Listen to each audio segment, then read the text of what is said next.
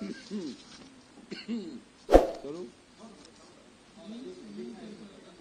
इधर से पढ़ो ना, इधर से टोटल कितना इलेक्शन कमीशन आज है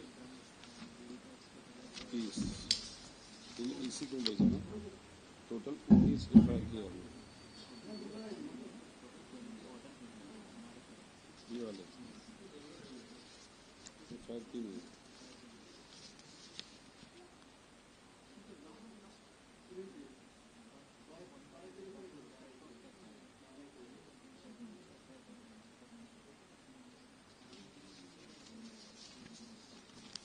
आज के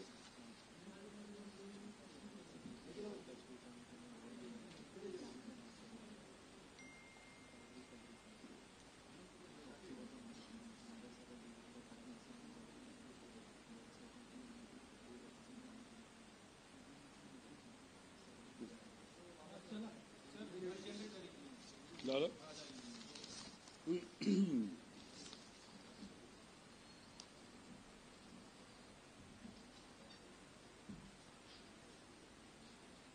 आज बारामती लोकसभा मतदारसंघ तसंच इतरही 10 असे 11 लोकसभा मतदारसंघाची आज निवडणूक होत्या। मी बारामती लोकसभा मतदारसंघाबद्दल आपल्या सर्वांना मी सांगेन, आज आमचे सर्व कार्यकर्ते आणि आम्ही सर्वजण मिळून तसंच पदाधिकारी बूथ कार्यकर्ते राष्ट्रवादी शरदचंद्र पवार, शिवसेना उद्धव ठाकरे साहेब, काँग्रेस, आप, एसपी व इतर मित्रपक्ष तसंच या लोकसभेसाठी वंचितली आम्हाला पाठिंबा दिला होता। सर्व कार्यकर्त्यांचं मी मनापासून आभार व्यक्त करतो। तसंच सगळ्या मतदारसंघातल्या लोकांचं ज्यांनी मतदान केलं त्यांचे सुद्धा आभार व्यक्त करतो। दुपारी एक प्रेस कॉन्फरन्स झाली होती, बरेच काही डिटेल्स त्याच्यामध्ये दिले होते। आता मेन मुद्द्याकडे खरं तर येतो।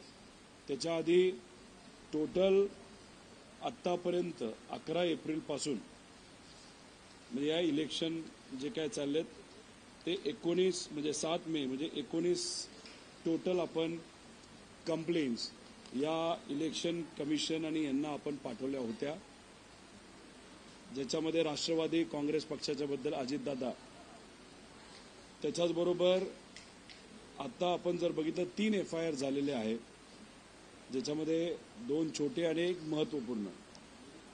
एक एफआयआर असा आहे जो देवेंद्र फडणवीस साहेबांना सुद्धा खरं तर नोटीस गेलेली आहे, ते म्हणजे आम्ही सरकारी तिजोरीतून तुम्हाला हे देऊ ते देऊ असं काहीतरी त्याच्यामध्ये घेतलं होतं। पण महत्त्वाचा मुद्दा इथं जो सांगायचा आहे तो म्हणजे पीडीसीसी बँकला आणि पीडीसीसी बँकबद्दल आम्ही जे काही सांगितलं होतं ते म्हणजे रात्री 1 वाजेपर्यंत पीडीसीसी बँक खुली आहे। दुसरा मुद्दा आम्ही जो मांडला होता तो म्हणजे पीडीसीसी बँक तसंच बारामती कोऑपरेटिव्ह बँक या दोन्ही बँकचे जे पासबुक आहेत ते त्याला परवानगी देऊ नये आणि त्याला इलेक्शन कमिशननी त्या पद्धतीने नोटिसेस आरओला पाठवलेल्या होत्या।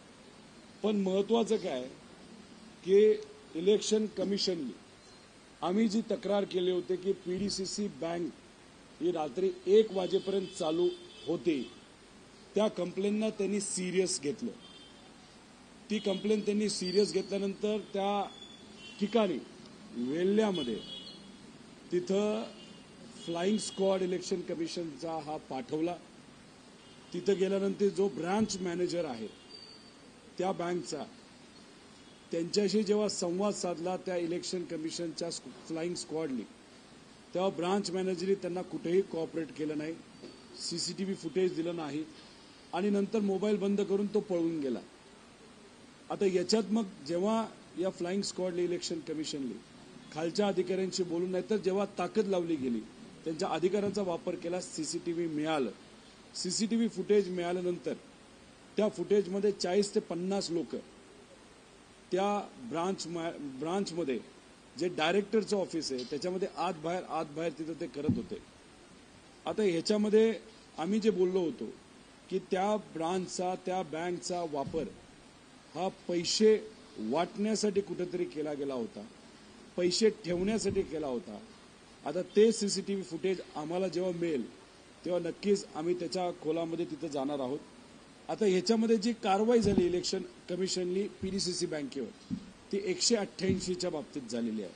म्हणजे डिसओबिडियन्स, म्हणजे अधिकाऱ्यांनी इलेक्शन कमिशनचं ऐकलं नाही अशी ती कारवाई तिथं आहे. पण ती कारवाई लहान कारवाई आहे, पण कारवाई केली त्यासाठी मी इलेक्शन कमिशनचे आभार व्यक्त करतो.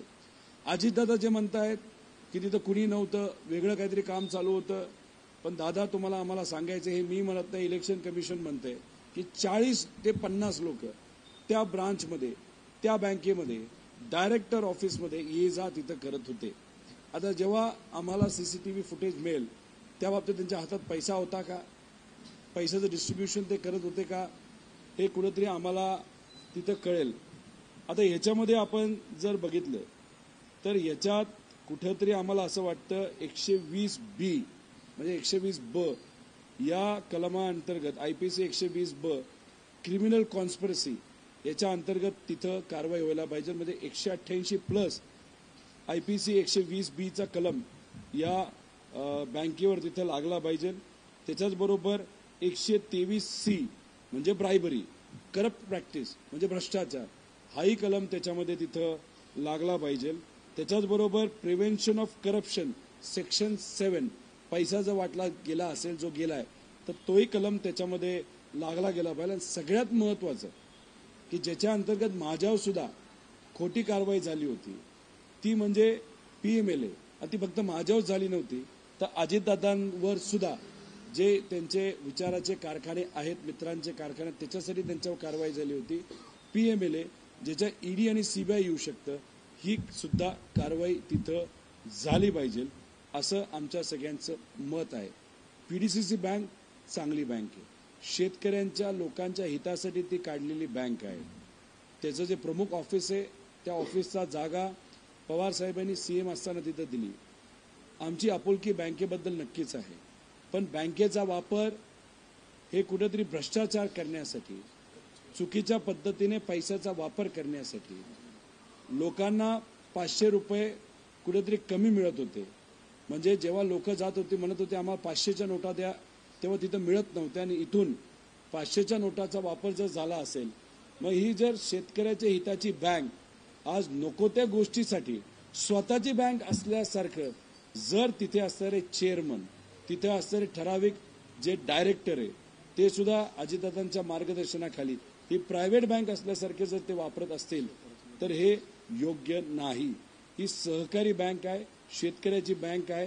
त्याच्याचबरोबर आपण जर बघितलं याच बँकेने पुणे जिल्हा बँक असताना सुद्धा सांगली जिल्ह्यामध्ये जे इतर कारखाने आहेत ज्याच्यावर ईडीने कारवाई केली होती, जसं जरांडेश्वर कारखाना, त्याला 700 कोटी रुपये हे दिलेले आहेत.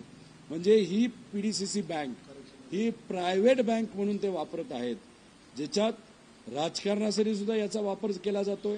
त्यांच्या कर्मचाऱ्यांचा वापर या इलेक्शनमध्ये मोठ्या प्रमाणात केला होता. तसंच पैसे वाटण्यासाठी या बँकेचा वापर केला होता. त्याच्याचबरोबर व्यक्तिगत विचाराच्या कारखान्यांना कार्यक्षेत्राबाहेर निधी तो सुद्धा 700 कोटी रुपये देण्यासाठी असा तिथं वापर हा झाला होता. त्यामुळे या बँकचा नको त्या गोष्टीला वापर झालेला आहे. चेअरमनवर कारवाई ही शहानिशा करून तिथं झाली पाहिजे.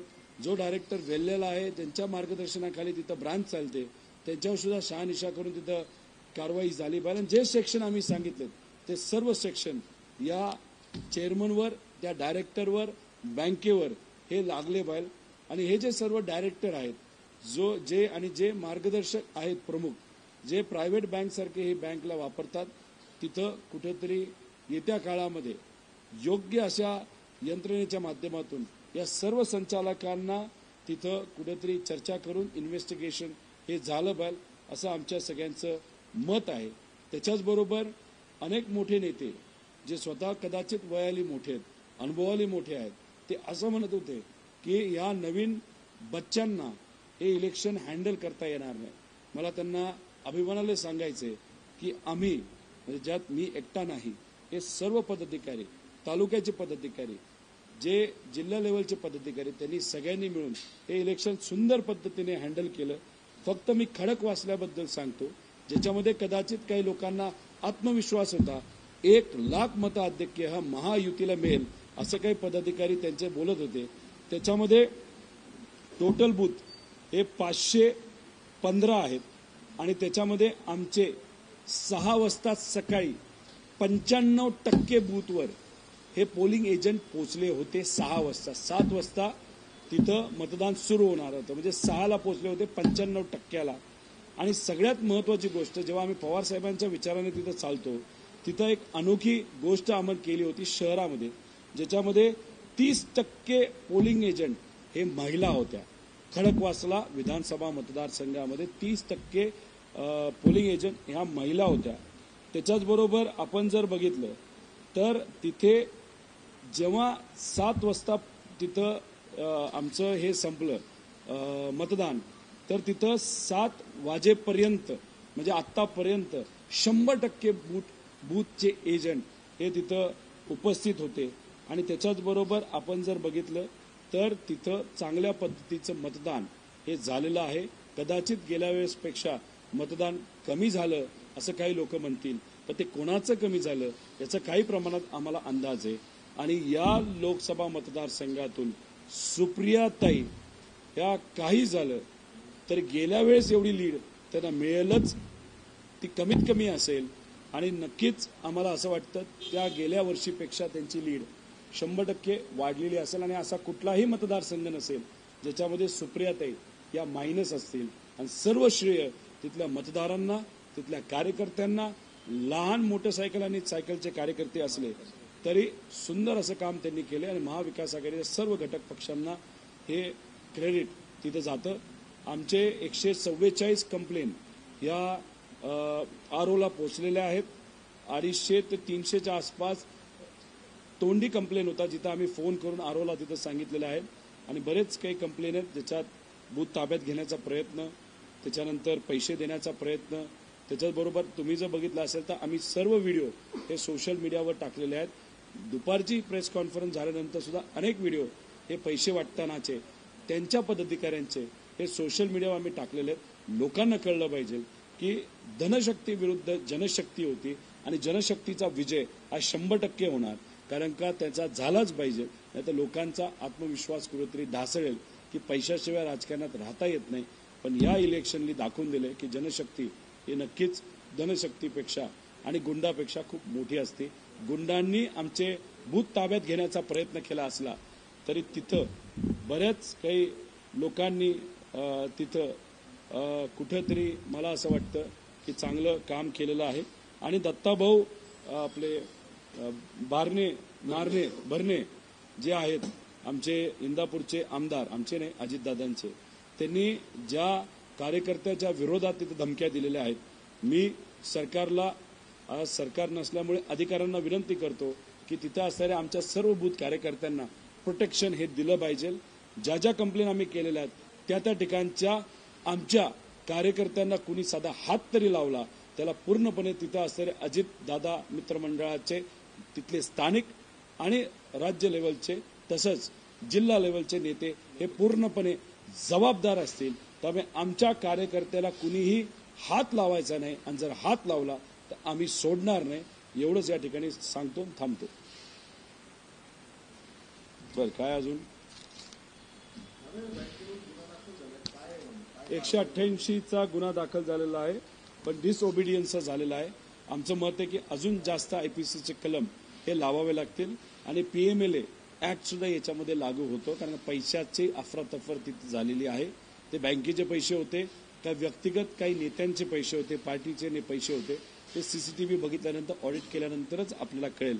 आणि जर अशा पद्धतीने पैशाचा वापर जर मतं विकत घेण्यासाठी काही लोक करत असतील तर पीएमएलए हा किक इन होतो, लागू होतो आणि त्याच्यामध्ये ईडी आणि सीबीआय नक्कीच इन्व्हॉल्व्ह होऊ शकते. त्यामुळे आज 200 पेक्षा जास्त कोटी रुपयाचा वापर हा सुप्रियाताईंना पाडण्यासाठी केला असं अनेक लोकांचं मत आहे. असं आपल्याला कुठेतरी बोलावं लागेल.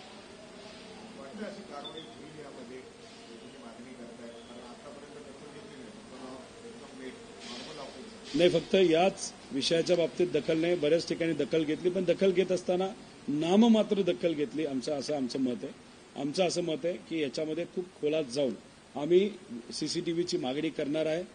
इलेक्शन कमिशनला सीसीटीव्ही मिळालेला आहे, त्यामुळे ते आता म्हणू शकत नाही की जे सीसीटीव्ही ते गायब झालं, जळलं, त्याचा जो मशीन असतं ते कुठं ते पळून गेलं, काय असेल. इलेक्शन कमिशनला हे मिळालेलं ते 2 कॉपी आहेत, एक इलेक्शन कमिशनकडे आणि एक बँकेकडे. त्यामुळे आम्हाला ती द्यावीच लागेल, कारण आम्ही ती कंप्लेंट केली होती आणि उद्या जाऊन कदाचित ते काही थातूरमातूर कारण हे देऊ शकतील. त्यामुळे दादांना मला सांगायचंय, दादा माझा स्वभाव थोडासा वेगळा आहे. जे खरंय ते खरंय, जे खोटंय ते खोटंय. त्यामुळे तुम्ही दुपारी बोलत असताना एकतर माझं डोकं फिरलंय असं तुम्ही बोलला. हो, पैशाचे जे काही आकडेवारी तुमच्या बाजूली वाटली आणि त्याचा अंदाज जो आमच्यापर्यंत आला, ती आकडेवारी ऐकल्यानंतर खरंच कोणाचंही डोकं फिरू शकतं. 2, हे जे काही बँकेच्या बद्दल मी सांगितलं तर तुम्ही म्हणलात असं काही झालं नाही. सीसीटीव्ही चेक करा. सीसीटीव्ही हा इलेक्शन कमिशननी चेक केला आणि त्यांचं मत आलं त्याच्यामध्ये नक्कीच काही ते काळं बेरं आहे. त्यामुळे माझ्यावर विश्वास नसेल तर इलेक्शन कमिशनवर तरी विश्वास ठेवायला काही हरकत नाही. त्याच्याच बरोबर जे व्हिडिओ मी दिले त्याच्यावर तुम्ही बोलत असताना ते खोटे नाही तर असं आहे, पण त्याच्यात तुम्ही पुरावे कुठलेही दिलेले नाही. आम्ही उलट पुरावे सकट व्हिडिओ तिथे दिलेले आहेत आणि त्याच्यामध्ये तुमच्याच नेत्यांची मुलं, नातेसंबंध, कार्यकर्ते, पदाधिकारी हे त्या व्हिडिओमध्ये आपल्याला दिसत आहेत. त्यामुळे आम्ही कुठेही खोटेपणा केलेला नाही. जे काय खरंय ते आम्ही लोकांपुढे आणलेलं आहे आणि ते लोकांना मान्य आहे असं आमचं सगळ्यांचं मत आहे.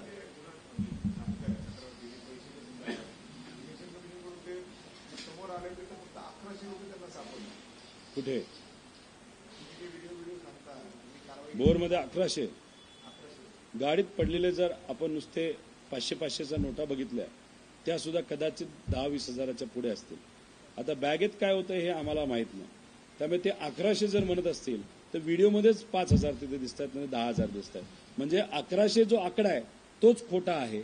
आणि दुसरं की त्या बॅगेमध्ये काय होतं आणि ते तिथं काय करत होते. मावळची लोक जे तिथले मतदार सुद्धा नाहीयेत ते तिथं जाऊन काय करत होते आणि गाडीमध्ये असं गाडी फोडण्याचं कारण काय, तर लोकांनाच तिथं विश्वासात घेतलं पाहिजे. आणि हे सत्ता असल्यामुळे सत्तेचा वापर जर चुकीच्या पद्धतीने ते करत असतील तर ते योग्य ठरणार नाही.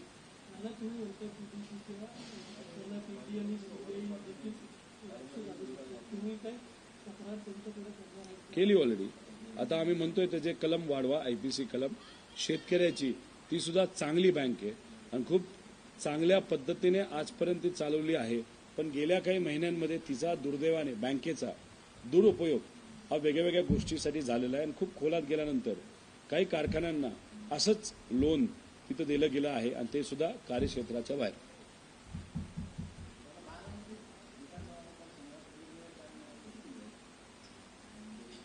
तसं बघितलं तर आमची अपेक्षा गेल्या एवढी आहे. पण खरं म्हणायचं झालं तर वाईटच वाईट 35,000 आणि चांगलं म्हणलं तर गेल्या वेळेसची लीड आम्हाला मिळेल. नाहीतर रिअलिस्टिक म्हणलं तर त्याचा ॲव्हरेज नक्कीच मिळेल. पण लीड असणार म्हणजे असणार. आता लीड आम्हाला मिळेल म्हणून तर अजितदादांनी बारामती गेल्या 2 दिवसात सोडली नाही. त्यांनी पूर्णपणे बाकी मतदारसंघ हवेवर सोडून दिले होते. त्याचा अर्थ त्यांनी पराजय हा कुठेतरी स्वीकारलेला आहे. पण पराजय स्वीकारत असताना बारामतीमध्ये कमीत कमी लीड सुप्रियाताईंना मिळू नये यासाठी अजितदादांनी ग्रामपंचायतचं इलेक्शन असल्यासारखं बारामतीत बसून 2 दिवस ते प्रचार करत आहेत. पण कितीही काय केलं तरी बारामतीची जनता, तालुक्याची असू नये तर मतदारसंघाने तर महाराष्ट्राची, ही स्वाभिमानी जनता आहे.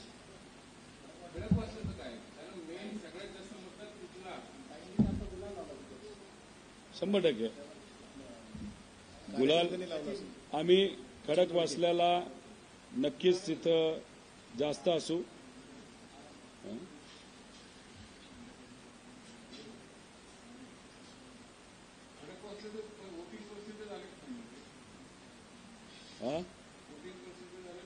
आता येतील, अजून मतदान चाललंय. आता बघा एक अधिकारी कसे वागतात. आमच्याकडे 15 बूथ आहेत ज्याच्याकडे मशीन कुठेतरी बंद पडल्या होत्या, नीट चालत होत नव्हत्या, बंद चालू होत होत्या. आम्ही विनंती केली होती फार दिल्लीपर्यंत की तुम्ही एक्सटेंड करा. पण दौंडमध्ये म्हणजे ज्या ठिकाणी पैशाचा सगळ्यात जास्त वापर केला गेला आहे. अशा इंदापूरमध्ये सुद्धा तिथं वोटिंग टाईम हा वाढवला गेला आहे. आता आम्ही त्याच्यामध्ये शहानिशा करू आणि तो पैशाचा मतदार असेल तर नक्कीच त्या बाबतीत आम्ही कंप्लेंट करू. पण इंदापूरमध्ये कुठेतरी वोटिंग टाईम वाढवलंय काही ठराविक बूथवर असं कुठेतरी जाणवतं. म्हणजे दुर्दैव असं आहे की काही अधिकारी अजून सुद्धा हे जे लोक सत्तेत आहेत त्यांचं ऐकतायत, पण जे लोक चुकीच्या पद्धतीने आज वागलेत त्याची नोंद आम्ही नक्कीच ठेवू. जेव्हा आपल्या आणि सामान्य लोकांच्या विचाराचं सरकार येईल त्या नोंदीचं काय करायचं हे त्यावेळेस आम्ही ठरवू. नवनवीन बातम्या बघण्यासाठी आमच्या चॅनलला सबस्क्राईब करायला विसरू नका.